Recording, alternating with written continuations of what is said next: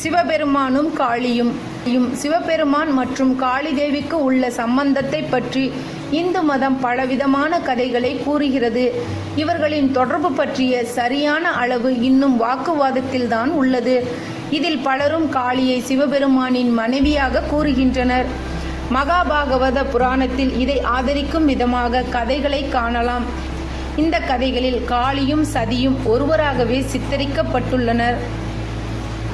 மகாபாகவத புராணத்தில் குறிப்பிட்டுள்ளதைப் போல மிக சிறந்த கடவுளான காளி தேவிதான் பிரம்மா, விஷ்ணு மற்றும் சிவனை படைத்தார். பின்பு காளியை தன் மனைவியாக்கிக் கொள்ள அவர்கள் அனைவருக்கும் ஒரு சோதனை வைக்கப்பட்டது. அந்த சோதனையில் அவர்களின் முன் காளி தேவி மிகவும் அகோரமாக காட்சியளிப்பார். அதை பார்த்து பிரம்மாவும் விஷ்ணுவும் பயந்து போய்விட்டனர். ஆனால் சிவபெருமானோ பயம் கொள்ளாமல் இருந்ததால் இந்த போட்டியில் வெற்றி பெற்று